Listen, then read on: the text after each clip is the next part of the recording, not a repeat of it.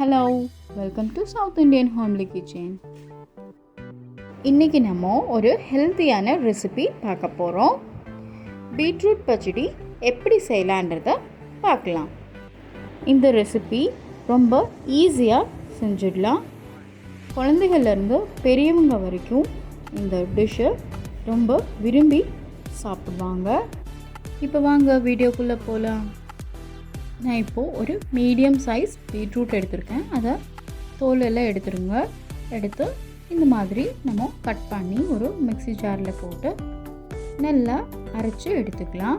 இந்த மாதிரி அரைச்சி எடுத்துக்கோங்க. இப்போது ஒரு அரை கப் அளவு திருவண்ண தேங்காய், 2 பச்சை மிளகா, சின்ன வெங்காயம் 5, அப்புறம் இஞ்சி இதெல்லாம் ஒரு மிக்ஸி ஜாரில் சேர்த்துட்டு ஒரு 1/4 கப் தண்ணி ஊற்றி நம்ம நல்லா இதை ஒரு பேஸ்ட்டாக எடுத்துக்கலாம்.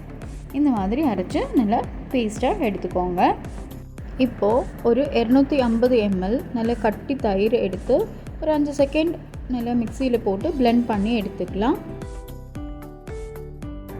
ஒரு டீஸ்பூன் ஜீரகப்பொடி, தேவையான அளவு உப்பு, ஒரு டேபிள் ஸ்பூன் அளவு தேங்காய் எண்ணெய், வரமிளகா 1, ஒரு 5-6 இலை கருவேப்பிலை எடுத்துக்கலாம்.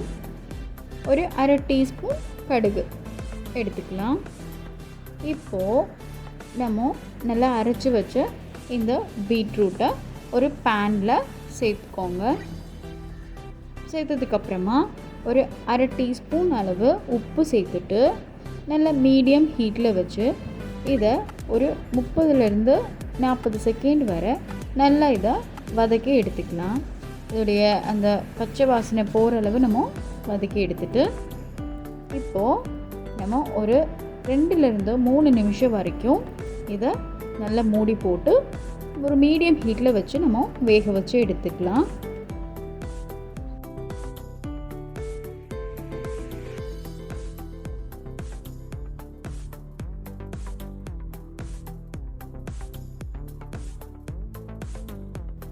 பீட்ரூட் ரொம்ப நல்லாவே வெந்துருச்சு. இந்த அளவு வெந்ததுக்கப்புறமா ஒரு டீஸ்பூன் அளவு ஜீரகப்பொடி சேர்த்துக்கோங்க. சேர்த்ததுக்கப்புறமா நம்ம நல்லா அரைச்சி வச்ச இந்த தேங்காய் பேஸ்ட்டு இதில் சேர்த்துக்கலாம். இப்போது நல்லா லோ ஃப்ளேமில் வச்சுக்கோங்க. வச்சதுக்கப்புறமா ஒரு 2-3 நிமிஷம் வரைக்கும் இதை நல்லா நம்ம இந்த தேங்காய் ஸ்மெல் போகிற அளவுக்கு நம்ம நல்லா வதக்கி எடுத்துக்கலாம்.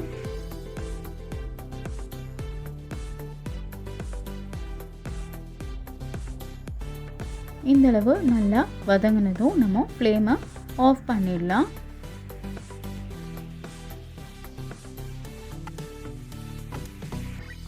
இப்போது நம்ம எடுத்து வச்சுருக்க இந்த தயிரை இதில் சேர்த்துடலாம். சேர்த்ததுக்கப்புறமா இதை நல்லா கலந்து விட்டுக்கோங்க.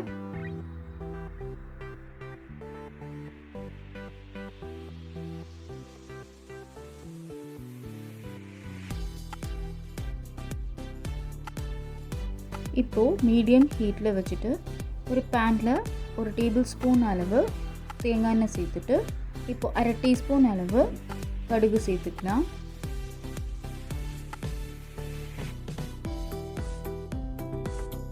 இப்போது கருவேப்பிலை சேர்த்திக்கலாம்.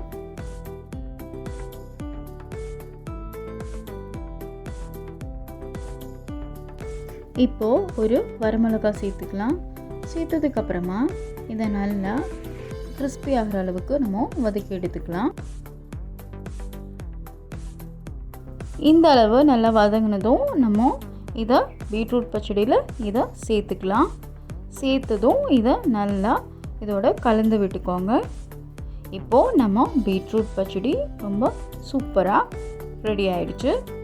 இந்த பீட்ரூட் பச்சடியை நம்ம சப்பாத்தி, தோசை, ரைஸ் இது எல்லாத்துக்குமே நம்ம சேர்த்துக்கலாம். இது ரொம்ப ஹெல்த்தியான ஒரு ரெசிபி. கண்டிப்பாக நீங்களும் வீட்டில் அதை ட்ரை பண்ணி பாருங்கள். தேங்க்ஸ் ஃபார் வாட்சிங்.